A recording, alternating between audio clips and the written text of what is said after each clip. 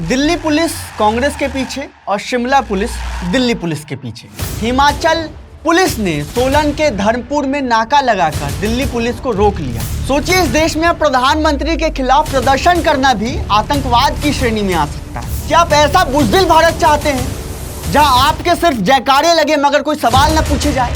आपके बच्चे कभी गटर में तो कभी गड्ढे में गिरकर मरते रहे और सरकार टैक्स के पैसे की बत्ती बनाकर जलाती रहे। फिर इंतजार कीजिए किसी अगले चुनाव का। प्रधानमंत्री हेलीकॉप्टर से उतरकर फिर कहीं उद्घाटन कराएंगे। आप जश्न में सराबोर होकर तालियां पीट लीजिएगा।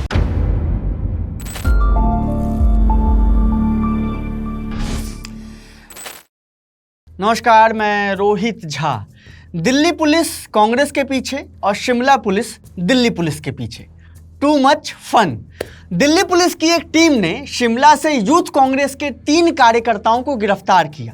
इन पर एआई समिट के दौरान शर्टलेस होकर प्रदर्शन करने का आरोप है। इनको लेकर वापस जा रही दिल्ली पुलिस को हिमाचल प्रदेश पुलिस ने सोलन में रोका और डिटेन करके थाने में भी बिठा लिया। हिमाचल पुलिस ने सोलन के धर्मपुर में नाका लगाकर दिल्ली पुलिस को रोक लिया। इस दौरान दोनों पक्षों में काफी गहमा गहमी भी हुई। आपको ये ज्ञात हो कि हिमाचल प्रदेश में कांग्रेस की सरकार है और मुख्यमंत्री है सुखविंदर सिंह सुक्खू। इसलिए सारा मामला सिर्फ 2 राज्यों की पुलिस का नहीं रह गया, बल्कि 2 राज्यों की सरकार के टकराव की भी स्थिति बन गई। आखिर में दिल्ली पुलिस ने मजिस्ट्रेट से यूथ कांग्रेस के कार्यकर्ताओं सौरभ, सिद्धार्थ और अरबाज का ट्रांजिट रिमांड प्राप्त किया और उन्हें हिरासत में लेकर दिल्ली रवाना होगी। मैं आपको एक बात बता रहा हूँ, अभी एक एफआईआर रजिस्टर हुई है आपके ऊपर। आप कोऑपरेट कर रहे हैं कि नहीं? मैं बिल्कुल कर रहा हूँ। मुझे तो ये बता दीजिए कि आप कैमरे बंद करिए और मेरे जो मुझे कार्रवाई करनी है वो मुझे कार्रवाई। सॉरी सर, हम यही बैठे।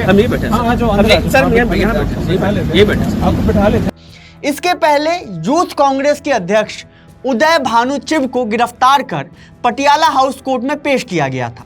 चिब ने एफआईआर की प्रति मांगने के लिए आवेदन किया था, जिस पर दिल्ली पुलिस ने विरोध करते हुए कहा कि मामला संवेदनशील है। लेकिन अदालत ने आरोपों की जांच की और पाया कि यह प्रतीकात्मक विरोध था, जिसमें आतंकवाद या उग्रवाद जैसी कोई चीज नहीं थी जो दिल्ली पुलिस इसको रूप देना चाहती थी। अदालत ने दिल्ली पुलिस को निर्देश दिया कि उदय भानु चिब को फौरन एफआईआर की कॉपी उपलब्ध कराई जाए। सोचिए, इस देश में प्रधानमंत्री के खिलाफ प्रदर्शन करना भी आतंकवाद की श्रेणी में आ सकता है। यह सब कुछ उसी वक्त हो रहा है जब प्रधानमंत्री इजराइल को फादरलैंड और इंडिया को मदरलैंड घोषित करके इजराइल के संसद में सेल्फी खिंचवा रहे थे। क्या इजराइल के सांसदों को यह जानकारी है कि प्रधानमंत्री के मदरलैंड में विपक्ष की आवाज का गला घोटा जा रहा है? आखिर ये कैसा मदरलैंड है भाई, जिसमें आलोचनाओं की कोई जगह नहीं है?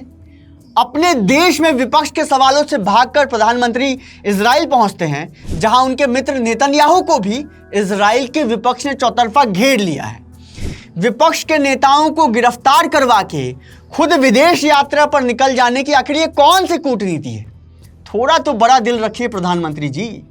क्या आप ऐसा बुज़दिल भारत चाहते हैं जहां आपके सिर्फ जयकारे लगे मगर कोई सवाल न पूछे जाए? यूथ कांग्रेस ने जिस ट्रेड डील को लेकर एआई समिट में प्रदर्शन किया है और पीएम इज कॉम्प्रोमाइज के नारे लगाए, उसको लेकर प्रधानमंत्री ने इधर उधर की तो बात कही, मगर मूल सवाल का जवाब अभी तक नहीं मिला है कि ये कैसा ट्रेड डील है जिसमें भारत का ही हर तरीके से नुकसान है।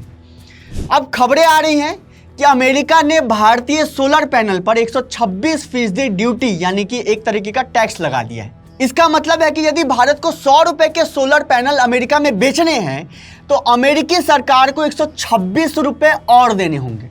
तो सवाल है कि भारत ने अमेरिका के साथ ये कैसे ट्रेड डील की है कि वह जब मर्जी तब भारतीय सामानों के आयात पर मनमाना टैक्स लगाता रहेगा और भारत के हुक्मरान नतमस्तक होकर बगले झांकते रहेंगे। अब रुख करते हैं दूसरी खबर की तरफ। आप दिन रात मेहनत करते हैं, पसीना बहाते हैं, ट्रेन और बस में रोज धक्के खाते हैं और कमाए हुए पैसे से टैक्स भरते हैं, जीएसटी चुकाते हैं, सिर्फ इसलिए कि ये सरकार उस पैसे का इस्तेमाल चुनाव जीतने में कर सके। यही हो रहा है। आपके बच्चे कभी गटर में तो कभी गड्ढे में गिरकर मरते रहे और सरकार टैक्स के पैसे की बत्ती बनाकर जलाती रही। यूपी में पिछले 5 साल में 7 एयरपोर्ट बने और आज हालत ये है कि इन 7 में से 6 एयरपोर्ट बंद हो चुके हैं।